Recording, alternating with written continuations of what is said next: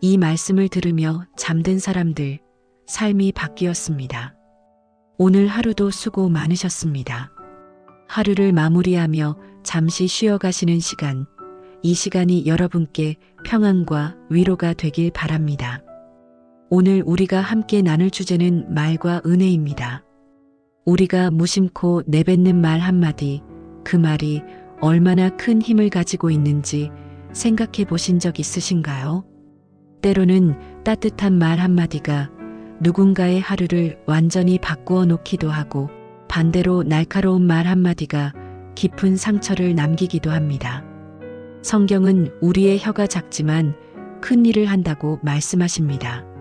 작은 불이 큰 산을 태우듯 우리의 말 한마디가 한 사람의 인생 전체를 좌우할 수 있습니다. 여러분도 경험해 보셨을 것입니다. 어떤 말은 수십 년이 지나도 마음속에 따뜻하게 남아있고, 어떤 말은 오래전에 들었지만 아직도 가슴 한편을 아프게 합니다. 오늘 이 시간, 은혜로운 말이 어떻게 사람을 살리고 하나님의 뜻을 드러내는지 함께 살펴보겠습니다. 단순히 좋은 말을 하자는 이야기가 아닙니다. 우리의 말이 어떻게 하나님의 창조 능력을 드러내고 복음을 증거하며 상처받은 영혼을 치유하는지 깊이 묵상하는 시간이 되길 바랍니다. 잠언 18장 21절에서는 이렇게 말씀하십니다. 죽고 사는 것이 혀의 힘에 달렸다고 하셨습니다. 이 말씀은 단순히 비유가 아닙니다.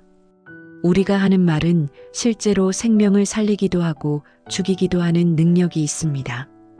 의학적으로도 긍정적인 말을 듣는 사람과 부정적인 말을 듣는 사람의 회복 속도가 다르다는 연구 결과가 있습니다. 말은 단순한 공기의 진동이 아닙니다. 말은 영적인 능력을 가진 실체입니다. 에베소서 4장 29절에서는 무릇 더러운 말은 너희 입 밖에도 내지 말고 오직 덕을 세우는데 소용되는 대로 선한 말을 하여 듣는 자들에게 은혜를 끼치게 하라고 말씀하십니다. 여기서 더러운 말이란 단순히 욕설만을 의미하지 않습니다. 상대방을 무너뜨리는 모든 말, 비난하는 말, 정죄하는 말, 절망하게 만드는 말이 모두 더러운 말입니다. 반대로 덕을 세우는 말이란 상대방을 일으켜 세우는 말, 소망을 주는 말, 가치를 인정하는 말입니다. 하나님께서는 왜 우리의 말을 이토록 중요하게 여기실까요? 그것은 하나님 자신이 말씀으로 세상을 창조하셨기 때문입니다. 창세기 1장을 보면 하나님께서 빛이 있으라 하심에 빛이 있었다고 기록되어 있습니다. 말씀 한마디로 온 우주가 창조되었습니다. 어둠과 혼돈 가운데 있던 세상이 하나님의 말씀으로 질서와 아름다움의 세계로 변화되었습니다. 하나님은 하늘을 만드시며 하늘이 있으라 하셨고, 땅을 만드시며 묻이 드러나라 하셨습니다. 해와 달과 별들도, 바다의 물고기와 공중의 새들도, 땅의 모든 생물도 하나님의 말씀으로 존재하게 되었습니다. 말씀이 곧 창조의 능력이었습니다. 그리고 하나님의 형상대로 지음받은 우리 인간도 말을 통해 창조하고 세우고 회복하는 능력을 부여받았습니다. 요한복음 1장에서는 태초에 말씀이 계셨다고 하셨습니다. 그 말씀이 곧 하나님이셨고 말씀이 육신이 되어 우리 가운데 거하셨으니 그분이 바로 예수님이십니다. 예수님 자체가 하나님의 말씀이십니다. 예수님의 존재가 곧 하나님의 메시지였습니다. 사랑과 용서와 구원의 메시지였습니다.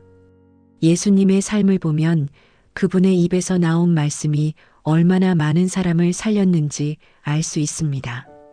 중풍병자에게 내 죄 사함을 받았느니라 하시며 일으키셨고, 그 말씀 한마디에 38년 된 병자가 자리를 들고 일어났습니다. 가늠한 여인에게 나도 너를 정죄하지 아니하노니 가서 다시는 죄를 범하지 말라고 하셨습니다.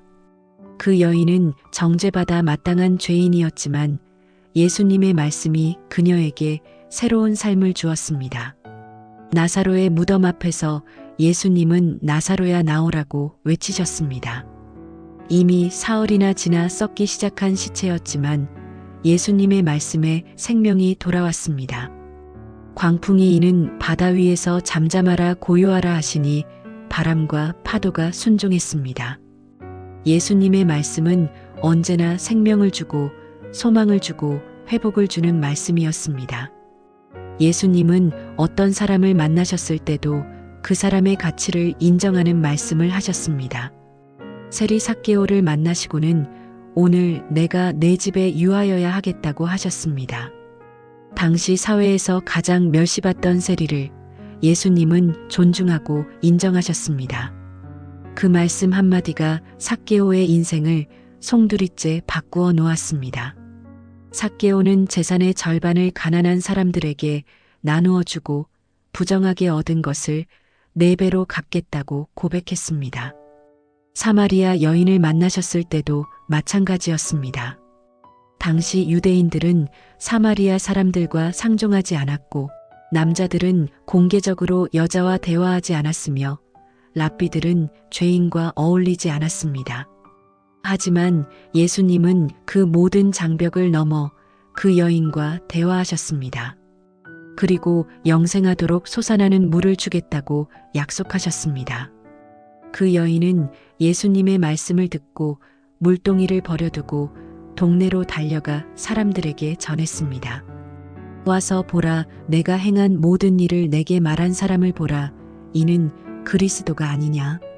어린아이들이 예수님께 나아올 때 제자들이 꾸짖자 예수님은 어린아이들이 내게 오는 것을 용납하고 금하지 말라. 천국이 이런 자의 것이니라고 하셨습니다. 세상이 무시하고 가치 없다고 여기는 이들에게 예수님은 하나님 나라의 주인공이라고 말씀하셨습니다. 반대로 성경은 악한 말이 얼마나 큰 해를 끼치는지도 분명히 말씀하십니다. 야고보서 3장에서는 혀는 곧 불이요 불의의 세계라고 하셨습니다. 온몸을 더럽히고 생의 바퀴를 불사르나니 그 사르는 것이 지옥불에서 나느니라고 경고하십니다. 우리가 내뱉는 비난의 말, 원망의 말, 정죄의 말이 얼마나 많은 관계를 파괴하고 사람을 상하게 하는지 생각해 보아야 합니다. 야고보서는 계속해서 말합니다. 우리가 혀로 주 아버지를 찬송하고 또 그것으로 하나님의 형상대로 지음을 받은 사람을 저주하나니 한 입에서 찬송과 저주가 나오는도다. 내 형제들아, 이것이 마땅하지 아니하니라. 우리는 주일에 교회에서 하나님을 찬양하다가도 집에 돌아가면 가족에게 상처 주는 말을 하곤 합니다. 직장에서는 동료를 비난하고 길거리에서는 타인을 판단합니다. 이것이 얼마나 모순된 삶인지 깨달아야 합니다. 잠언 12장 18절에서는 칼로 찌름같이 함부로 말하는 자가 있거니와 지혜로운 자의 혀는 양약과 같다고 하셨습니다. 같은 혀로 누군가를 칼로 찌를 수도 있고 약으로 치유할 수도 있습니다. 선택은 우리에게 달려 있습니다. 구약성경 민수기를 보면 미리암과 아론이 모세를 비방한 이야기가 나옵니다. 그들은 모세의 결혼 문제를 가지고 비판하며 여호와께서 모세와만 말씀하셨느냐? 우리와도 말씀하지 아니하셨느냐고 했습니다. 그 결과 미리암은 나병에 걸렸습니다. 비방하는 말의 결과가 얼마나 심각한지를 보여주는 사건입니다. 시편 64편을 보면 다윗이 악인들의 혀에 대해 탄식합니다. 그들이 혀를 칼같이 갈며 독한 말을 화살같이 겨누었다고 합니다. 말이 무기가 될 수 있다는 것입니다. 보이지 않지만 가장 치명적인 무기입니다. 칼에 베인 상처는 시간이 지나면 아물지만 말로 받은 상처는 평생 남기도 합니다. 잠언 26장 20절에서는 나무가 닿으면 불이 꺼지고 말쟁이가 없어지면 다툼이 쉰다고 하셨습니다. 많은 갈등과 분쟁의 원인이 말에 있습니다. 가정의 불화도, 교회의 분열도, 사회의 갈등도 대부분 잘못된 말에서 시작됩니다. 그렇다면 은혜로운 말이란 무엇일까요? 은혜로운 말은 단순히 듣기 좋은 말이 아닙니다. 은혜로운 말은 하나님의 마음을 담은 말, 진리에 근거한 말, 사랑으로 포장된 말입니다. 때로는 책망도 은혜가 될 수 있고 침묵도 은혜가 될 수 있습니다. 중요한 것은 그 말의 목적이 상대방을 세우고 회복시키고 하나님께로 인도하는 데 있느냐입니다. 골로새서 4장 6절에서는 너희 말을 항상 은혜 가운데서 소금으로 맛을 냄과 같이 하라고 말씀하십니다. 소금은 부패를 막고 맛을 내는 역할을 합니다. 우리의 말도 관계의 부패를 막고 삶의 의미를 부여하는 역할을 해야 합니다. 은혜로운 말은 상대방의 가치를 인정하고 격려하며 소망을 주는 말입니다. 소금은 또한 갈증을 일으킵니다.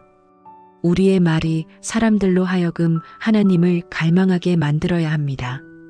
그리스도인의 말을 듣고 사람들이 저런 사람의 하나님은 어떤 분일까 궁금해야 합니다. 우리의 말이 복음을 증거하는 통로가 되어야 합니다. 잠언 16장 24절에서는 선한 말은 꿀송이 같아서 마음에 달고 뼈에 양약이 된다고 하셨습니다. 우리의 말이 상대방에게 단맛을 주고 치유를 주어야 합니다. 아픈 사람에게는 위로를, 지친 사람에게는 격려를, 방황하는 사람에게는 방향을 제시하는 말이 은혜로운 말입니다. 꿀은 천연 항생제입니다. 상처에 바르면 치유됩니다. 우리의 말도 그래야 합니다. 상처받은 영혼에 바를 수 있는 치유의 말이 되어야 합니다. 누군가 마음에 깊은 상처를 안고 있을 때 우리의 말 한마디가 그 상처를 아물게 할 수 있습니다. 그런데 많은 사람이 은혜로운 말을 하고 싶어도 어떻게 해야 할지 모릅니다.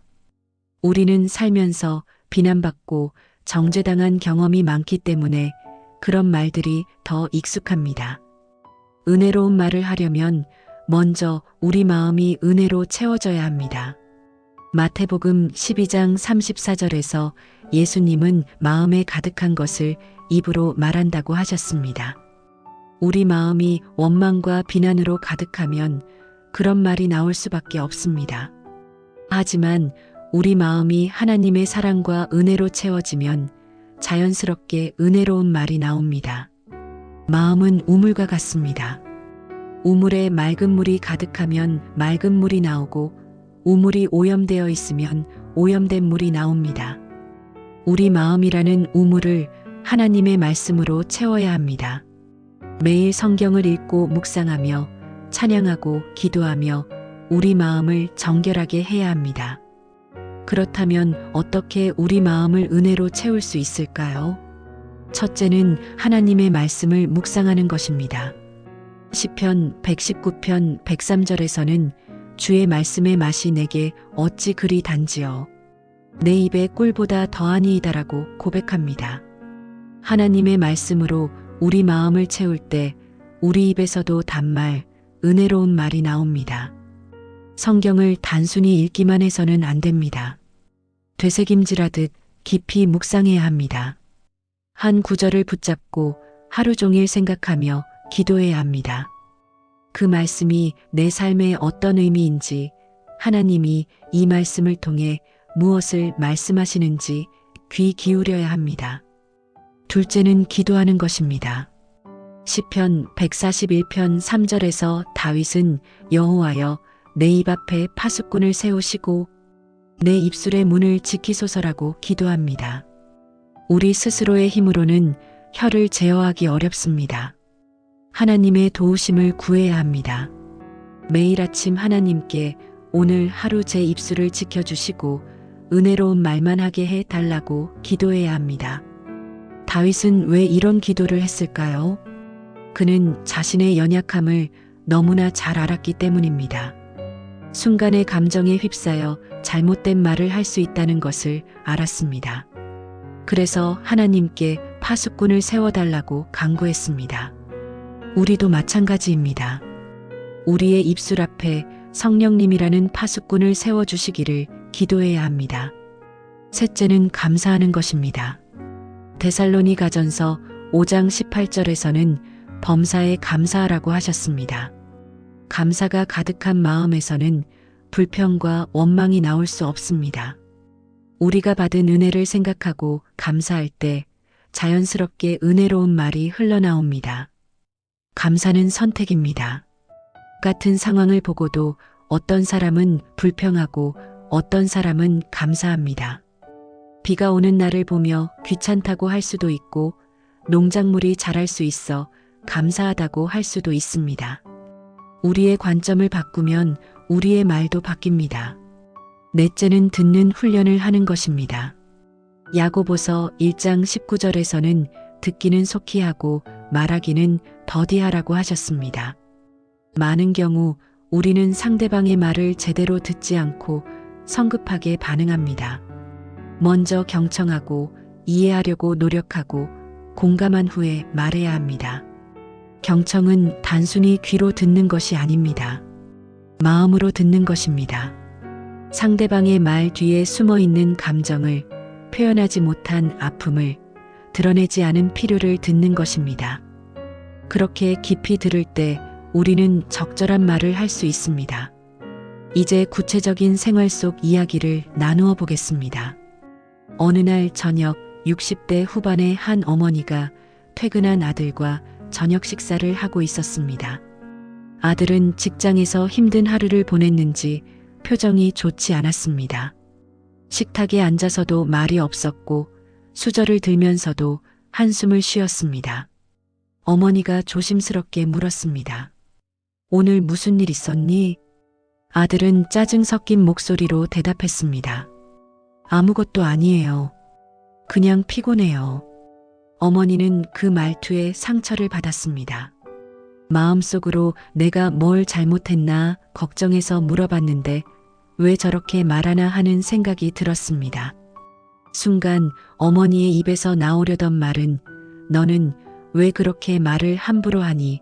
부모한테 그렇게 대꾸하는 법이 어디 있니? 하는 말이었습니다. 목까지 올라온 그 말을 간신히 삼켰습니다. 하지만 어머니는 잠시 멈추었습니다. 아침에 드린 기도가 생각났습니다. 하나님, 오늘 하루 제 입술을 지켜주시고 은혜로운 말만 하게 해주세요. 어머니는 깊게 숨을 들이쉬고 다시 말했습니다. 그래, 힘들었겠구나. 저녁 먹고 좀 쉬어. 엄마가 내가 좋아하는 차 한 잔 끓여줄게. 그 말을 들은 아들의 표정이 조금 부드러워졌습니다. 어머니는 아무 말 없이 일어나 부엌으로 가서 아들이 좋아하는 대추차를 끓였습니다. 찻잔에 차를 따르면서 어머니는 계속 기도했습니다. 하나님, 우리 아들에게 위로가 필요한 것 같아요. 제가 어떤 말을 해주어야 할지 알려주세요. 차를 내오며 어머니는 조용히 말했습니다. 힘든 일 있으면 엄마한테 이야기해도 돼. 엄마가 해결해 줄 수는 없어도 들어줄 수는 있어. 잠시 후 아들이 말했습니다. 죄송해요, 엄마. 제가 오늘 회사에서 실수를 해서 부장님한테 혼났어요. 그래서 기분이 안 좋았는데 엄마한테 그렇게 말해서 죄송해요. 어머니는 아들의 손을 잡으며 말했습니다. 괜찮아. 누구나 실수할 수 있지. 내가 그 실수에서 배우면 되는 거야. 엄마는 내가 늘 최선을 다하는 거 알아. 그리고 한 번의 실수가 내 가치를 결정하는 건 아니란다. 너는 엄마에게 언제나 소중한 아들이야. 아들은 그제야 오늘 있었던 일을 자세히 이야기하기 시작했습니다. 중요한 보고서를 준비하면서 데이터를 잘못 입력했고 그것이 발견되어 팀 전체가 야근을 하게 되었다는 것입니다. 동료들에게도 미안하고 자신이 무능해 보여서 자존심도 상했다고 했습니다. 어머니는 조용히 들으며 중간중간 고개를 끄덕였습니다. 아들이 다 이야기하고 나자 어머니가 말했습니다. 그래, 많이 힘들었겠구나. 하지만 너는 이미 잘못을 인정하고 동료들에게 미안하다고 했잖니. 그것만으로도 내가 책임감 있는 사람이라는 걸 보여주는 거야. 내일 출근하면 다시 최선을 다하면 돼. 엄마는 내가 이 일을 통해 더 성장할 거라고 믿어. 그날 밤 아들은 어머니께 말했습니다. 엄마가 아까 화내지 않고 이해해 주셔서 정말 감사해요. 엄마 말 한마디가 저를 살렸어요. 사실 집에 오면서도 마음이 너무 무거웠는데 엄마가 따뜻하게 대해주시니까 힘이 나요. 내일 다시 힘내서 일할 수 있을 것 같아요. 어머니는 그 말을 듣고 눈물이 났습니다. 만약 자신이 순간의 감정대로 비난하는 말을 했다면 아들과의 관계는 더 멀어졌을 것입니다. 아들은 회사에서 받은 상처에 더해 집에서까지 상처를 받았을 것입니다. 하지만 은혜로운 말 한마디가 관계를 회복시키고 아들의 마음을 치유했습니다. 이 이야기는 우리에게 중요한 교훈을 줍니다. 우리는 살면서 수없이 많은 순간에 선택의 기로에 섭니다. 비난할 것인가, 격려할 것인가, 정죄할 것인가, 용서할 것인가, 상처 줄 것인가, 치유할 것인가. 그 순간의 선택이 관계의 운명을 결정합니다. 특히 가족 간의 대화에서 우리는 흔히 실수합니다. 가장 가까운 사람이기에 오히려 함부로 대하기 쉽습니다. 타인에게는 조심스럽게 말하면서도 가족에게는 거칠게 말합니다. 하지만 가족이야말로 가장 은혜로운 말을 들어야 할 사람들입니다. 잠언 15장 1절에서는 유순한 대답은 분노를 쉬게 하여도 과격한 말은 노를 격동한다고 하셨습니다. 같은 상황에서도 어떤 말을 선택하느냐에 따라 결과가 완전히 달라집니다. 은혜로운 말은 분노를 잠재우고 평화를 가져옵니다. 과격한 말은 작은 갈등을 큰 싸움으로 만듭니다. 두 번째 이야기를 나누겠습니다. 70대 초반의 한 할머니가 교회 소그룹 모임에 참석했습니다. 그날 모임의 주제는 서로의 기도 제목을 나누는 시간이었습니다. 10명 정도의 자매들이 둥글게 앉아 차례로 자신의 기도 제목을 나누었습니다. 한 자매가 눈물을 흘리며 말했습니다. 저는 요즘 너무 외롭습니다. 자식들은 다 바빠서 전화도 잘 안 하고 남편은 제 말을 들어주지 않아요. 저는 쓸모없는 사람 같아요.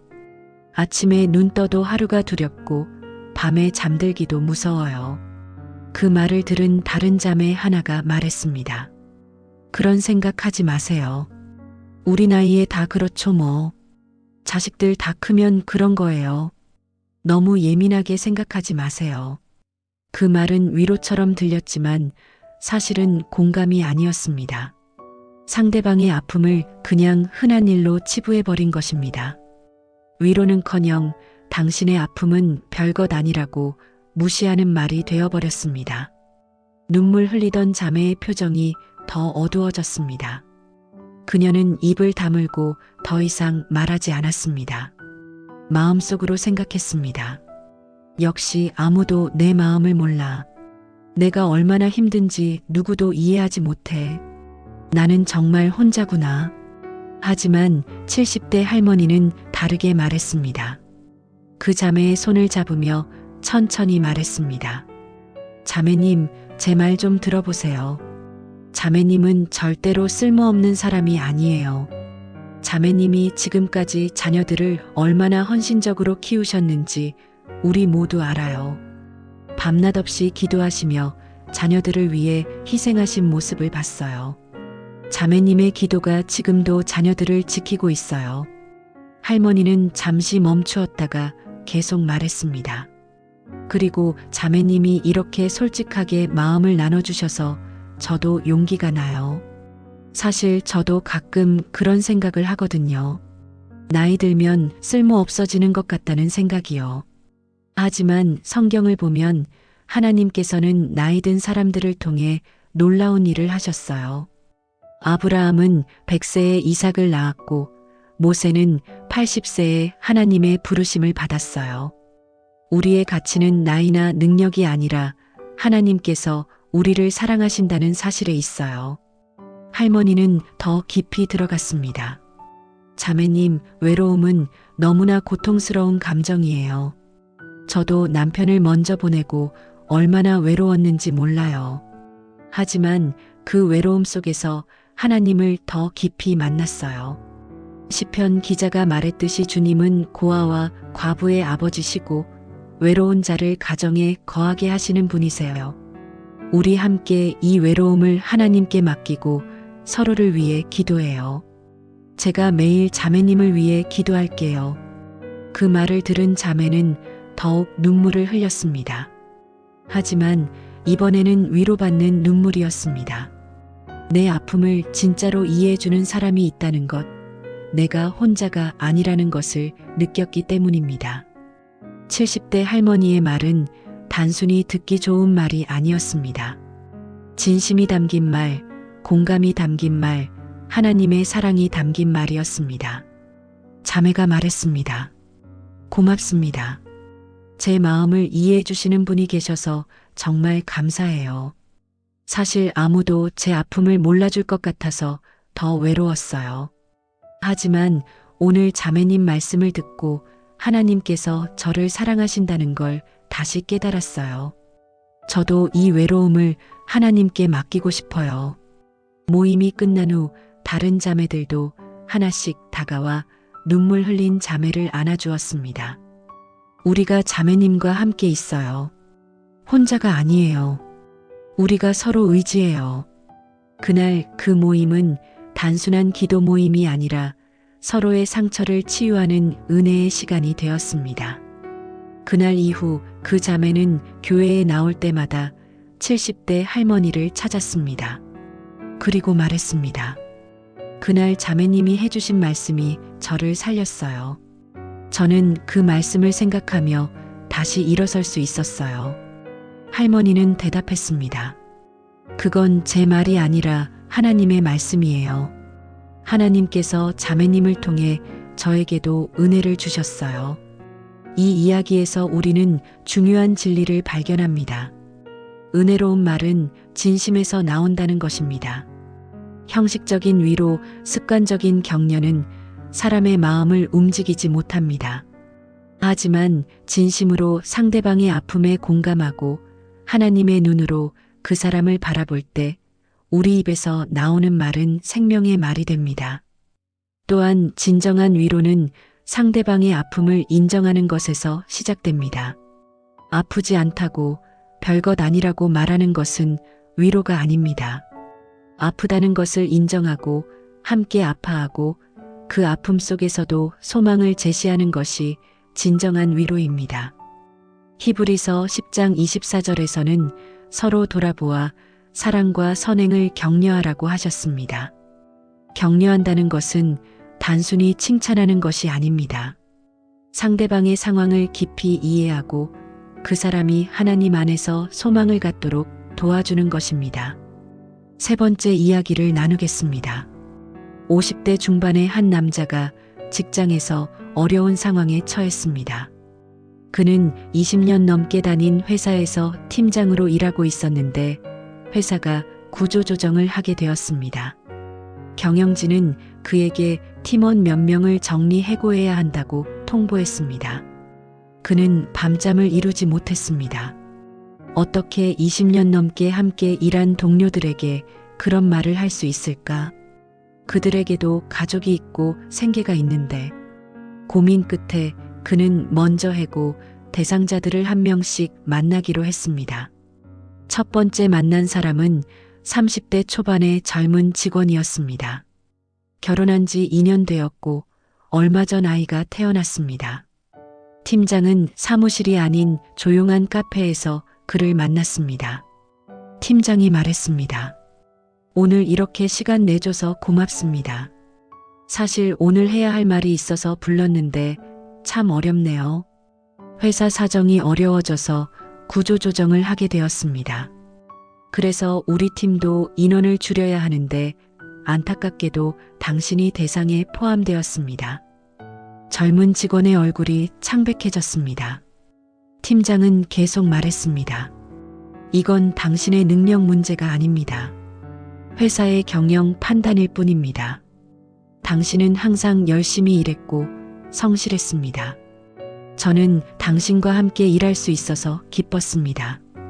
이 상황이 얼마나 충격적일지 알아요. 갓난아기도 있고 집도 장만하셨다고 들었는데 정말 미안합니다. 팀장은 잠시 멈추었다가 말했습니다. 제가 할 수 있는 건 많지 않지만 몇 가지 도와드리고 싶은 게 있습니다. 첫째, 회사에서 받을 수 있는 최대한의 퇴직금과 보상을 받을 수 있도록 제가 인사팀과 협의하겠습니다. 둘째, 제가 아는 다른 회사 인사 담당자들에게 당신을 추천하겠습니다. 당신의 능력이라면 충분히 더 좋은 곳으로 갈 수 있다고 생각합니다. 셋째, 언제든 필요하면 연락하세요. 이력서 검토든 면접 준비든 제가 도울 수 있는 건 뭐든 돕겠습니다. 젊은 직원은 눈물을 흘리며 말했습니다. 팀장님, 정말 감사합니다. 사실해고 통보를 받으면 어떻게 대처해야 할지 몰라서 두려웠는데 팀장님이 이렇게 말씀해 주시니 조금 마음이 놓입니다. 물론 앞으로가 막막하긴 하지만 팀장님의 말씀이 큰 위로가 됩니다. 팀장은 대답했습니다. 저도 예전에 다른 회사에서 구조조정을 당한 적이 있어요. 그때 얼마나 힘들었는지 알아요. 하지만 그 경험이 저를 더 성장시켰어요. 당신도 분명히 이 시련을 이겨내고 더 나은 곳으로 갈 거예요. 저는 그렇게 믿습니다. 그 후 팀장은 약속대로 그 직원을 위해 여러 곳에 추천서를 썼고 면접 준비도 도왔습니다. 3개월 후 그 직원은 더 좋은 조건의 회사에 취직했고 팀장에게 연락했습니다. 팀장님, 덕분에 새 회사에 들어갈 수 있었습니다. 팀장님이 그때 해주신 말씀과 도움이 없었다면 저는 아마 절망했을 거예요. 정말 감사드립니다. 이 이야기는 어려운 상황에서도 은혜로운 말을 할 수 있다는 것을 보여줍니다. 팀장은 단순히 해고 통보만 하지 않았습니다. 상대방의 상황을 이해하고 공감하고 실질적인 도움을 제공했습니다. 그의 말에는 진심과 책임감과 사랑이 담겨 있었습니다. 많은 사람이 말의 중요성을 알면서도 실천하지 못하는 이유가 있습니다. 자신도 상처받고 지쳐있기 때문입니다. 빈 그릇으로는 다른 그릇을 채울 수 없듯이 은혜를 경험하지 못한 사람은 은혜로운 말을 하기 어렵습니다. 그래서 우리는 먼저 하나님의 은혜로 채워져야 합니다. 4번째 이야기를 나누겠습니다. 80대 할아버지가 양로원에 계셨습니다. 건강이 나빠져 더 이상 혼자 생활할 수 없게 되자 자식들이 양로원에 모셨습니다. 할아버지는 처음에 크게 반발했습니다. 자식들이 자신을 버렸다고 생각했습니다. 양로원에 온 지 1달이 지났지만 아무와도 말을 섞지 않았습니다. 식사 시간에도 혼자 구석에 앉아 묵묵히 밥만 먹었습니다. 같은 양로원에 계시던 다른 할머니가 그 모습을 보고 다가갔습니다. 할머니는 90대였지만 정신은 또렷하고 늘 밝은 모습이었습니다. 할머니가 할아버지 옆에 앉으며 말했습니다. 여기 앉아도 될까요? 할아버지는 대답하지 않았습니다. 할머니는 개의치 않고 계속 말했습니다. 여기 음식이 생각보다 괜찮죠? 저는 여기 온 지 5년 됐는데 처음엔 저도 적응이 안 됐어요. 할아버지가 처음으로 할머니를 쳐다보았습니다. 할머니가 말했습니다. 처음 여기 왔을 때 저도 자식들을 많이 원망했어요. 왜 나를 여기 버리고 가나, 내가 그들을 키우느라 얼마나 고생했는데 하고요. 그런데 시간이 지나면서 생각이 바뀌었어요. 자식들도 나름대로 최선을 다한 거더라고요. 그들도 생활이 바쁘고 나를 제대로 돌볼 형편이 안 되니까요. 할아버지가 처음으로 입을 열었습니다. 그래도 섭섭하지 않으세요? 할머니가 대답했습니다. 섭섭하죠. 하지만 원망하며 사는 것보다 감사하며 사는 게 낫더라고요. 자식들이 비록 여기 자주 오지는 못해도 나를 위해 좋은 곳을 찾아준 거잖아요. 여기서 안전하게 지낼 수 있고 의료 서비스도 받을 수 있고 따뜻한 밥도 먹을 수 있잖아요. 할머니는 계속 말했습니다. 그리고 여기서 새로운 친구들도 만날 수 있어요. 저 보세요. 저는 여기서 정말 좋은 분들을 많이 만났어요. 우리 다 같이 나이 들어가는 거라 서로의 마음을 이해하죠. 어르신도 마음만 열면 좋은 친구들을 만날 수 있을 거예요. 할아버지가 말했습니다. 하지만 저는 쓸모없는 노인이 된 것 같아요. 아무것도 할 수 없고 누구에게도 도움이 안 되잖아요. 할머니가 단호하게 말했습니다. 그렇지 않아요. 우리는 여전히 가치 있는 사람이에요. 나이가 들었다고 가치가 없어지는 게 아니에요. 우리에게는 살아온 세월의 지혜가 있고 경험이 있어요. 저 보세요. 저는 여기 있는 다른 어르신들에게 뜨개질을 가르쳐 드려요. 제가 할 수 있는 작은 일이지만 그분들이 좋아하시니까 제가 기뻐요. 할머니는 할아버지의 손을 잡으며 말했습니다. 어르신도 분명히 할 수 있는 일이 있을 거예요. 그리고 가장 중요한 건 우리가 하나님께 사랑받는 자녀라는 거예요. 하나님께서는 우리를 버리지 않으세요. 우리가 할 수 있든 없든 젊든 늙든 하나님께서는 우리를 사랑하세요. 그 후로 할아버지는 조금씩 마음을 열기 시작했습니다. 할머니와 함께 식사하고 다른 어르신들과도 인사를 나누기 시작했습니다. 몇 달 후 할아버지는 양로원에서 다른 어르신들에게 바둑을 가르쳐 드리기 시작했습니다. 젊었을 때 바둑을 좋아했던 할아버지는 그 재능을 다시 발견한 것입니다. 할머니의 은혜로운 말 한마디가 할아버지의 삶을 바꾸었습니다. 할머니는 할아버지의 아픔을 이해했고 그의 가치를 인정했으며 소망을 주었습니다. 그것이 은혜로운 말의 능력입니다. 5번째 이야기를 나누겠습니다. 고등학생 딸을 둔 한 어머니가 있었습니다. 딸은 최근 들어 성적이 떨어지기 시작했고 학교에 가기 싫어했습니다. 어머니는 걱정이 되었지만 어떻게 말을 꺼내야 할지 몰랐습니다. 어느 날 저녁 딸이 방에서 울고 있는 소리를 들었습니다. 어머니가 방문을 두드리며 들어가도 되겠니 하고 물었습니다. 딸이 잠시 후 들어오세요 하고 대답했습니다. 어머니가 방에 들어가자 딸은 얼굴을 돌리고 있었습니다. 어머니가 딸 옆에 앉으며 말했습니다. 무슨 일 있니? 엄마한테 이야기해 볼래? 딸이 한참 후에 말했습니다. 엄마, 저는 공부를 아무리 해도 성적이 안 오르는 것 같아요. 친구들은 다 잘하는데 저만 뒤처지는 것 같아요. 저는 바보인 것 같아요. 어머니의 마음이 아팠습니다. 순간 입에서 나오려던 말은 그러니까 더 열심히 해야지. 다른 애들은 다 하는데 너만 왜 못하니 하는 말이었습니다. 하지만 어머니는 그 말을 삼켰습니다.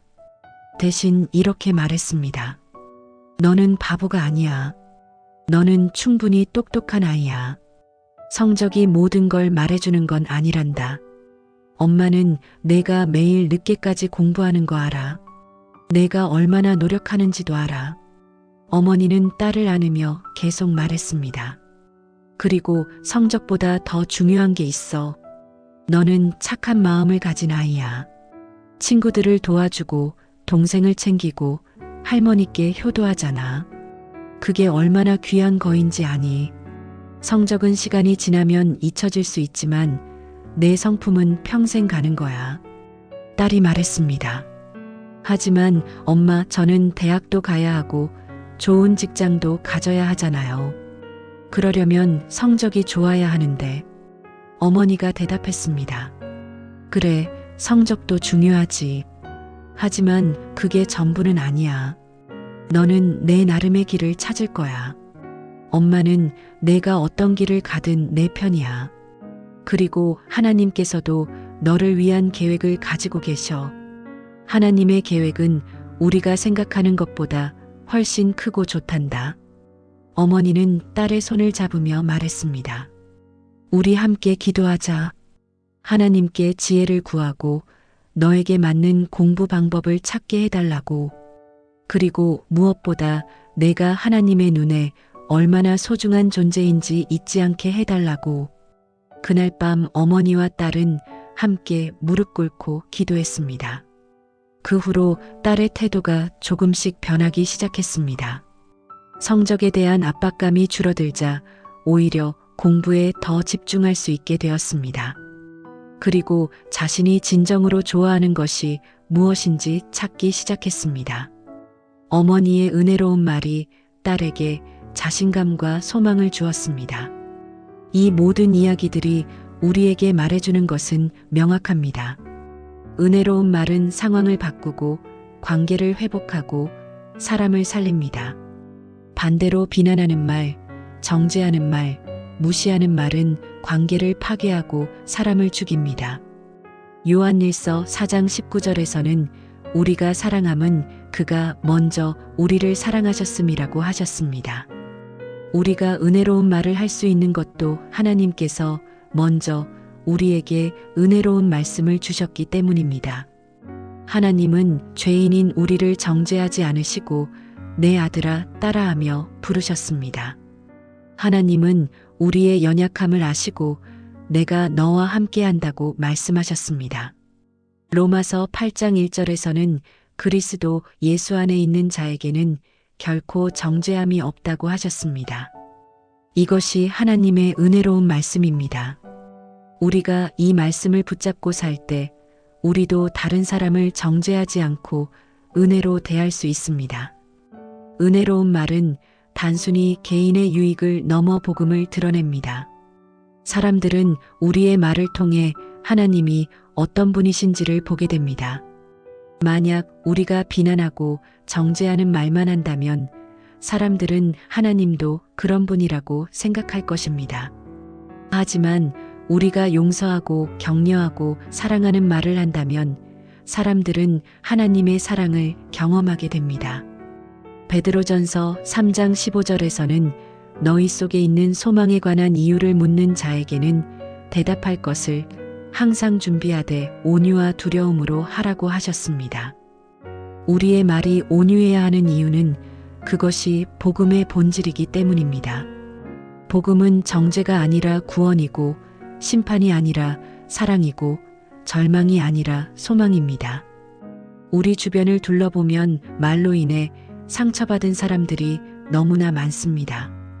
어린 적 부모님께 들은 너는 안 되라는 말 때문에 평생 열등감에 시달리는 사람, 배우자의 무시하는 말 때문에 자존감이 무너진 사람, 직장 상사의 비난 때문에 자신감을 잃은 사람들이 있습니다. 이들에게 필요한 것은 또 다른 비난이 아니라 은혜로운 말입니다. 예수님은 삭개오를 만나셨을 때 정죄하지 않으셨습니다. 오히려 오늘 내가 내 집에 유하여야 하겠다고 말씀하셨습니다. 그 말 한마디가 삭개오의 인생을 바꾸었습니다. 예수님은 사마리아 여인에게도 정죄하지 않으시고 영생하도록 솟아나는 물을 주겠다고 하셨습니다. 예수님의 말씀은 언제나 소망을 주는 말씀이었습니다. 우리도 일상에서 이런 말을 실천할 수 있습니다.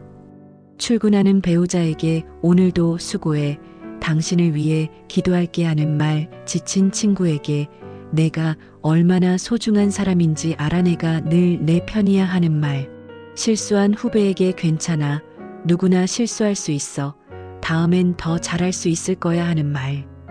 이런 작은 말들이 모여 큰 변화를 만들어냅니다. 잠언 25장 11절에서는 경우에 합당한 말은 아로새긴 은쟁반의 금사과라고 하셨습니다. 적절한 때에 적절한 말을 하는 것이 얼마나 아름다운지를 표현한 말씀입니다. 우리는 상대방의 상황을 분별하고 그에 맞는 말을 해야 합니다. 슬퍼하는 자와 함께 슬퍼하고 기뻐하는 자와 함께 기뻐하는 것이 은혜로운 말의 시작입니다. 전도서 3장은 말하길 범사에 기한이 있다고 하셨습니다. 침묵할 때가 있고 말할 때가 있습니다. 때로는 말보다 침묵이 더 큰 위로가 될 때도 있습니다. 욥기를 보면 욥의 친구들이 처음 7일 동안 욥과 함께 앉아 말 한마디 하지 않았습니다. 그때가 가장 좋은 위로였습니다. 하지만 그들이 입을 열어 욥을 정죄하기 시작하면서 문제가 생겼습니다. 우리는 언제 말하고 언제 침묵해야 할지 분별해야 합니다. 그 분별력은 하나님께 구해야 합니다. 야고보서 1장 5절에서는 너희 중에 누구든지 지혜가 부족하거든 하나님께 구하라고 하셨습니다. 우리는 매 순간 하나님께 지혜를 구하며 말해야 합니다. 이제 실천 루틴에 대해 나누겠습니다. 은혜로운 말을 하는 사람으로 변화되기 위해서는 구체적인 실천이 필요합니다. 먼저 3분 동안 조용히 묵상하는 시간을 가지십시오. 오늘 하루 내가 한 말들을 떠올려 보십시오. 누군가에게 상처 주는 말을 하지는 않았는지, 은혜로운 말을 할 기회를 놓치지는 않았는지 돌아보십시오. 그리고 하나님께 용서를 구하고 내일은 더 나은 말을 하도록 도와달라고 기도하십시오. 이 묵상 시간은 단순히 회상하는 시간이 아닙니다.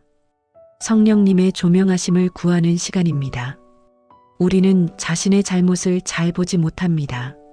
성령님께서 우리의 말과 마음을 비춰주셔야 합니다. 조용히 눈을 감고 성령님, 오늘 제가 한 말들을 보여주세요. 어떤 말이 사람을 상하게 했는지, 어떤 말을 했어야 했는지 알려주세요 하고 기도하십시오. 다음으로 주기도문을 함께 드리거나 자유기도를 하십시오. 하나님 아버지, 오늘 하루도 저를 지켜주셔서 감사합니다. 제 혀를 지켜주시고 은혜로운 말만 하게 해주세요. 제 마음을 주님의 사랑으로 채워주셔서 그 사랑이 제 입술을 통해 흘러나가게 해주세요. 내일도 주님의 은혜 안에서 살게 해주세요. 예수님의 이름으로 기도합니다. 아멘. 기도할 때는 구체적으로 기도하십시오. 단순히 은혜로운 말을 하게 해달라고만 하지 말고 내일 만날 사람들을 한 명씩 떠올리며 그들에게 어떤 말을 해야 할지 지혜를 구하십시오. 하나님, 내일 아침 남편을 만나면 어떤 말로 격려해야 할까요? 직장 동료를 만나면 어떤 말로 위로해야 할까요? 구체적으로 기도하면 성령님께서 구체적으로 응답하십니다.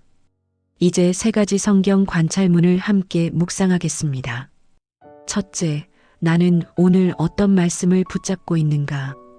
오늘 우리는 은혜로운 말에 대해 나누었습니다. 에베소서 4장 29절 말씀, 오직 덕을 세우는데 소용되는 대로 선한 말을 하여 듣는 자들에게 은혜를 끼치라는 말씀이 여러분의 마음에 어떻게 다가오십니까? 이 말씀을 묵상하며 내일 아침 눈을 떴을 때 가장 먼저 만나는 사람에게 어떤 말을 할 것인지 생각해 보십시오.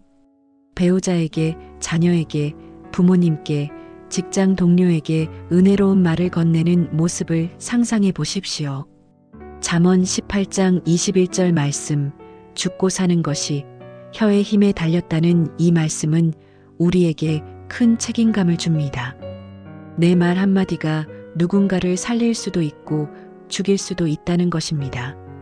이 말씀을 붙잡고 오늘부터 내 혀를 생명의 도구로 사용하겠다고 결단하십시오. 골로새서 4장 6절 말씀, 너희 말을 항상 은혜 가운데서 소금으로 맛을 냄과 같이 하라. 이 말씀을 묵상하며 내 말이 부패를 막고 생명을 주는 소금이 되고 있는지 점검하십시오. 내 말이 사람들로 하여금 하나님을 갈망하게 만들고 있는지 돌아보십시오. 둘째, 그 말씀은 내 삶에 어떻게 역사하는가? 하나님의 말씀은 단순히 머리로 아는 지식이 아닙니다. 삶으로 경험하는 능력입니다. 은혜로운 말을 하기 시작하면 여러분의 삶에 놀라운 변화가 일어날 것입니다. 먼저 여러분 자신의 마음이 평안해질 것입니다. 비난과 정죄의 말을 할 때는 자신도 피곤하고 마음이 무거워집니다. 하지만 격려와 위로의 말을 할 때는 자신도 기쁘고 평안해집니다. 또한 여러분의 관계가 회복될 것입니다. 가족과의 관계, 친구와의 관계, 직장에서의 관계가 은혜로운 말을 통해 치유되고 회복됩니다. 말 한마디로 깨진 관계가 회복되고 오해가 풀리고 사랑이 회복됩니다. 무엇보다 하나님께서 기뻐하십니다. 우리가 은혜로운 말을 할 때 하나님의 성품을 닮아가는 것이며 하나님의 뜻을 이루는 것입니다. 하나님께서는 우리를 통해 당신의 사랑을 세상에 드러내기를 원하십니다. 은혜로운 말은 또한 영적인 분별력을 키웁니다. 우리가 말하기 전에 생각하고 기도하고 분별하는 습관이 생기면 다른 영역에서도 지혜롭게 판단할 수 있게 됩니다. 말을 제어하는 사람은 자신의 다른 욕망도 제어할 수 있습니다. 셋째, 지금 이 순간 주님께 무엇을 맡길 수 있는가? 혹시 누군가에게 상처 주는 말을 해서 마음이 무거우신가요? 그것을 주님께 맡기십시오. 주님께 용서를 구하고 용기를 내어 그 사람에게도 사과하십시오. 미안합니다. 제가 그때 그런 말을 해서 마음이 아팠을 거예요 하는 한마디가 관계를 회복시킬 수 있습니다. 혹시 누군가의 말로 인해 상처를 받으셨나요? 그 상처를 주님께 맡기십시오. 용서하기 어려워도 주님께서 도와주실 것입니다. 주님, 저는 용서할 힘이 없습니다. 주님께서 제게 용서의 마음을 주세요 하고 기도하십시오. 주님께서 반드시 응답하실 것입니다. 혹시 은혜로운 말을 하고 싶지만 어떻게 해야 할지 모르겠나요? 그것도 주님께 맡기십시오. 주님, 제게 지혜를 주시고 적절한 말을 할 수 있게 도와주세요 하고 기도하십시오. 성령님께서 여러분의 입술을 인도하실 것입니다. 혹시 과거에 받은 말의 상처가 아직도 아프신가요? 그 아픔을 주님께 맡기십시오. 주님께서 그 상처를 치유하시고 회복시켜 주실 것입니다. 시편 147편 3절에서 상심한 자들을 고치시며 그들의 상처를 싸매시는 도다라고 하셨습니다. 주님은 우리의 상처를 아시고 치유하시는 분입니다. 이제 중요한 오해를 바로잡는 시간을 갖겠습니다. 어떤 분들은 은혜로운 말을 한다는 것이 진실을 숨기고 듣기 좋은 말만 하는 것이라고 오해합니다. 그것은 사실이 아닙니다. 은혜로운 말은 진실을 담대 사랑으로 포장하는 것입니다. 에베소서 4장 15절에서는 사랑 안에서 참된 것을 하라고 하셨습니다. 진실과 사랑은 분리될 수 없습니다. 예를 들어 누군가가 잘못된 길을 가고 있을 때 그냥 괜찮아, 내가 하고 싶은 대로 해 하는 것은 은혜로운 말이 아닙니다. 오히려 그 사람을 진정으로 사랑한다면 너를 아끼기에 이 말을 하는 거야. 지금 내가 가는 길이 너에게 해가 될 것 같아. 함께 더 좋은 길을 찾아보자 하고 말해야 합니다. 이것이 진실과 사랑이 담긴 은혜로운 말입니다. 때로는 책망도 은혜입니다. 잠언 27장 5절에서는 따끔한 책망이 사랑의 숨은 정보다 나으니라고 하셨습니다. 하지만 책망도 방법이 있습니다. 정죄하고 무시하는 책망이 아니라 사랑하기에 바른 길로 인도하려는 책망이어야 합니다. 또 어떤 분들은 은혜로운 말을 하면 무시당하거나 이용당할 것이라고 두려워합니다. 하지만 은혜로운 말은 약함이 아니라 강함입니다. 잠언 15장 1절에서 유순한 대답은 분노를 쉬게 한다고 하신 것처럼 은혜로운 말은 상황을 다스리는 능력입니다. 예수님을 보십시오. 예수님은 누구보다 은혜롭게 말씀하셨지만 결코 약하지 않으셨습니다. 오히려 가장 강하신 분이었습니다. 십자가에서도 저들을 사하여 주옵소서 하신 그 말씀이 세상을 이기는 능력이 되었습니다. 은혜로운 말을 한다는 것은 모든 것을 참고 견디라는 의미가 아닙니다. 때로는 명확하게 경계를 세워야 할 때도 있습니다. 하지만 그럴 때도 상대방을 존중하며 말할 수 있습니다. 나는 당신을 존중하지만 이런 행동은 받아들일 수 없어요 하고 분명하게 말하는 것도 은혜로운 말의 한 형태입니다. 또 한 가지 오해는 은혜로운 말을 하려면 특별한 말솜씨나 재능이 필요하다는 것입니다. 그렇지 않습니다. 은혜로운 말은 화려한 수사가 아니라 진심에서 나오는 단순한 말입니다. 사랑해, 미안해, 고마워, 괜찮아, 함께할게 같은 짧고 단순한 말들이 사람을 살리는 은혜로운 말입니다. 중요한 것은 말의 형식이 아니라 마음입니다. 진심이 담긴 한마디가 화려한 100마디보다 낫습니다. 하나님께서 보시는 것은 우리의 말솜씨가 아니라 우리의 마음입니다. 믿음은 맹목적으로 무조건 좋게만 말하는 것이 아닙니다. 믿음은 하나님의 진리에 기초하여 분별하고 지혜롭게 말하는 것입니다. 우리는 성령의 인도하심을 받아 때를 분별하고 적절한 말을 해야 합니다. 또한 믿음은 어려움을 회피하는 것이 아닙니다. 오히려 어려움 속에서 더욱 의지하며 나아가는 것입니다.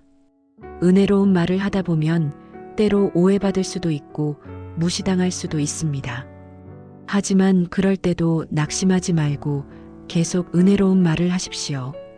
갈라디아서 6장 9절에서 선을 행하되 낙심하지 말라 때가 이르면 거두리라고 하셨습니다. 은혜로운 말을 한다는 것은 삶을 더 깊게 살아가는 지혜입니다. 피상적으로 사는 것이 아니라 하나님의 눈으로 사람을 보고 하나님의 마음으로 사랑하며 하나님의 뜻을 이루어 가는 것입니다. 이것이 진정한 믿음의 삶입니다.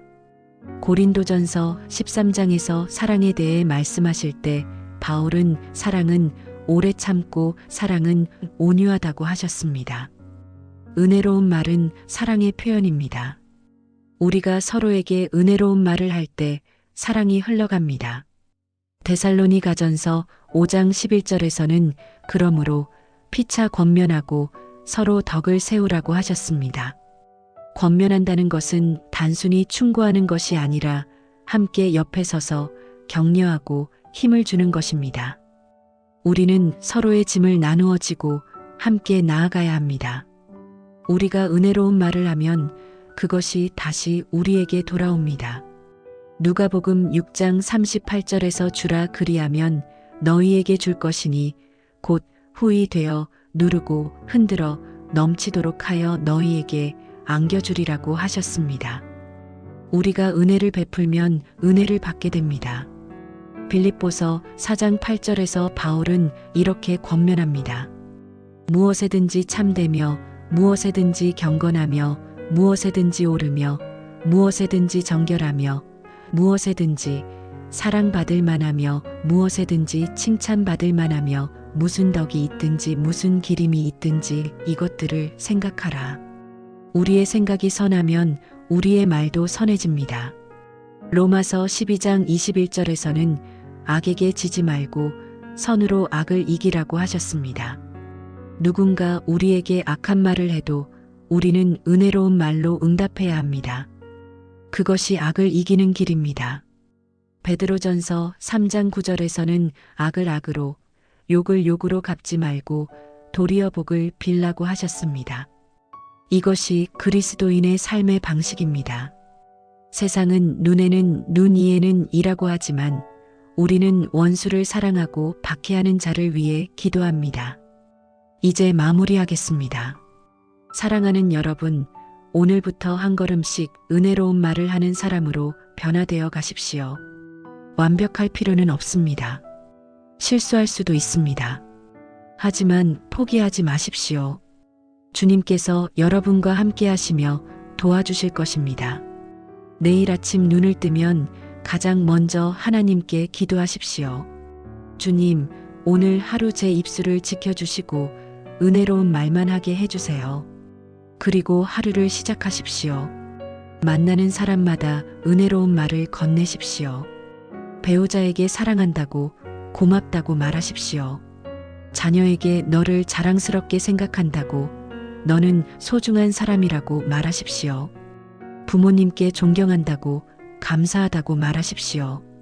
동료에게 함께 일해서 기쁘다고 수고한다고 말하십시오. 길에서 만나는 사람들에게도 미소를 지으며 인사하십시오. 가게 직원에게 고맙습니다 하고 말하십시오. 작은 말 하나하나가 모여 세상을 변화시킵니다. 때로는 침묵이 필요할 때도 있습니다. 성급하게 판단하고 정죄하는 말을 하려는 순간 잠시 멈추고 기도하십시오. 주님, 제가 지금 무슨 말을 해야 할까요? 주님께서 지혜를 주실 것입니다. 실수해도 괜찮습니다. 상처 주는 말을 했다면 용기를 내어 사과하십시오. 미안합니다 하는 그 말이 관계를 회복시킬 것입니다. 교만하지 말고 겸손하게 자신의 잘못을 인정하는 것도 은혜로운 말의 한 형태입니다. 무엇보다 하나님의 말씀으로 매일 여러분의 마음을 채우십시오. 성경을 읽고 묵상하며 하나님의 음성을 들으십시오. 그 말씀이 여러분의 입에서 은혜로운 말로 흘러나올 것입니다. 기도하는 것을 잊지 마십시오. 매 순간 성령님의 도우심을 구하십시오. 우리 스스로의 힘으로는 혀를 제어할 수 없습니다. 하지만 성령님께서 우리와 함께 하시면 가능합니다. 감사하는 마음을 가지십시오. 받은 은혜를 생각하며 감사할 때 자연스럽게 은혜로운 말이 나옵니다. 하루에 한 번씩 하나님께서 주신 축복을 세어보십시오. 건강, 가족, 친구, 일터, 교회, 작은 것 하나하나가 다 감사의 제목입니다. 여러분의 말이 누군가의 인생을 바꿀 수 있습니다. 절망 속에 있는 사람에게 소망을 줄 수 있고, 상처받은 사람에게 치유를 줄 수 있고, 길 잃은 사람에게 방향을 제시할 수 있습니다. 여러분은 하나님의 은혜를 전하는 통로입니다. 여러분 한 사람 한 사람이 얼마나 소중한지 아십니까? 여러분이 어디에 있든 무엇을 하든 여러분의 말은 하나님의 사랑을 드러낼 수 있습니다. 집에서도, 직장에서도, 교회에서도, 길거리에서도 여러분은 복음의 증인입니다. 하나님께서는 여러분을 통해 일하기를 원하십니다. 여러분의 입술을 통해 위로의 말씀을 전하기를 원하십니다. 여러분의 격려의 말을 통해 누군가가 다시 일어서기를 원하십니다. 여러분의 사랑의 말을 통해 하나님의 사랑이 흘러가기를 원하십니다. 때로는 여러분 자신도 지치고 힘들 수 있습니다. 그럴 때는 먼저 하나님께 나아가십시오. 하나님께서 여러분을 채워주실 것입니다. 빈 그릇은 다른 그릇을 채울 수 없지만 하나님으로 가득 찬 그릇은 넘쳐 흐르며 다른 사람들을 채울 수 있습니다. 시편 19편 14절에서 다윗은 이렇게 기도합니다. 나의 반석이시요 나의 구속자이신 여호와여, 내 입의 말과 마음의 묵상이 주의 앞에 연락되기를 원하나이다. 우리도 이렇게 기도해야 합니다. 우리의 말이 하나님께 연락되기를, 하나님께서 기뻐하시는 말이 되기를 기도해야 합니다. 말은 씨앗과 같습니다. 우리가 뿌린 말의 씨앗은 반드시 열매를 맺습니다. 좋은 씨앗을 뿌리면 좋은 열매를 거두고 나쁜 씨앗을 뿌리면 나쁜 열매를 거둡니다. 오늘부터 은혜로운 말의 씨앗을 뿌리십시오. 그 씨앗은 때가 되면 아름다운 열매로 돌아올 것입니다. 잠언 10장 11절에서는 의인의 입은 생명의 샘이라고 하셨습니다. 여러분의 입이 생명의 샘이 되기를 바랍니다. 그 샘에서 흘러나오는 물이 마른 땅을 적시고 목마른 영혼을 채우고 죽어가는 것들을 살리기를 바랍니다. 오늘 이 영상이 여러분의 마음에 울림이 있었다면 댓글에 아멘이나 할렐루야를 남겨주세요. 여러분의 작은 반응이 더 많은 이들에게 힘이 됩니다. 저도 여러분의 댓글을 하나하나 읽으며 기도합니다. 우리는 혼자가 아닙니다. 함께 믿음의 길을 걷는 동역자들입니다. 그리고 구독과 좋아요 버튼을 눌러주세요. 그것이 더 많은 이들에게 하나님의 말씀이 전해지는 인연이 됩니다. 여러분 한 분 한 분이 복음을 전하는 귀한 동역자입니다. 여러분의 한 번의 클릭이 누군가에게는 생명의 말씀이 될 수 있습니다. 이 채널을 통해 매일 하나님의 말씀을 나누고 있습니다. 여러분이 구독하고 알림을 설정하시면 새로운 영상이 올라올 때마다 알림을 받으실 수 있습니다. 함께 말씀으로 하루를 시작하고 말씀으로 하루를 마무리하는 은혜를 누리시기 바랍니다. 여러분 한 분 한 분을 위해 기도합니다. 여러분의 가정에 하나님의 평안이 임하기를 기도합니다. 여러분의 입술에서 은혜로운 말이 끊임없이 흘러나오기를 기도합니다. 여러분이 가는 곳마다 하나님의 사랑이 전해지기를 기도합니다. 주님께서 여러분과 함께 하시길 기도합니다. 여러분의 입술을 통해 하나님의 은혜가 흘러나가길 기도합니다. 여러분이 가는 곳마다 빛이 되고 소금이 되길 기도합니다. 여러분의 말 한마디 한마디가 생명의 말씀이 되길 기도합니다. 마태복음 5장 16절에서 예수님은 말씀하셨습니다. 이같이 너희 빛이 사람 앞에 비치게 하여 그들로 너희 착한 행실을 보고 하늘에 계신 너희 아버지께 영광을 돌리게 하라. 여러분의 은혜로운 말이 빛이 되어 어둠 속에 있는 사람들을 비추기를 바랍니다. 그 빛을 보고 사람들이 하나님께 영광 돌리기를 바랍니다. 은혜로운 말은 기적을 만듭니다. 깨진 관계를 회복시키고 상한 마음을 치유하고 절망을 소망으로 바꿉니다. 여러분도 그런 기적의 통로가 될 수 있습니다. 특별한 능력이 필요한 것이 아닙니다. 다만 하나님의 사랑으로 채워진 마음과 그 사랑을 전하고자 하는 의지만 있으면 됩니다. 내일 아침 눈을 뜨면 이렇게 고백하십시오. 주님, 오늘 제 입술을 사용하여 주세요. 제 말을 통해 누군가가 위로받게 하시고 격려받게 하시고 사랑받게 하소서. 제가 만나는 모든 사람에게 축복이 되게 하소서. 그리고 하루를 사십시오. 은혜로운 말을 하며 사십시오. 사랑하는 말을 하며 사십시오. 격려하는 말을 하며 사십시오. 위로하는 말을 하며 사십시오. 축복하는 말을 하며 사십시오. 저녁이 되어 하루를 돌아볼 때 오늘 내가 한 말들이 누군가에게 도움이 되었을까 생각해 보십시오. 혹시 상처 준 말이 있다면 즉시 사과하십시오. 내일은 더 나은 말을 하겠다고 다짐하십시오. 이것이 성장입니다. 어제보다 오늘, 오늘보다 내일 더 은혜로운 말을 하는 사람이 되어가는 것입니다. 완벽을 추구하지 마십시오. 다만 조금씩 한 걸음씩 나아가십시오. 주님께서 여러분과 함께 걸으시며 도와주실 것입니다. 로마서 15장 13절의 말씀으로 여러분을 축복합니다. 소망의 하나님이 모든 기쁨과 평강을 믿음 안에서 너희에게 충만하게 하사 성령의 능력으로 소망이 넘치게 하시기를 원하노라.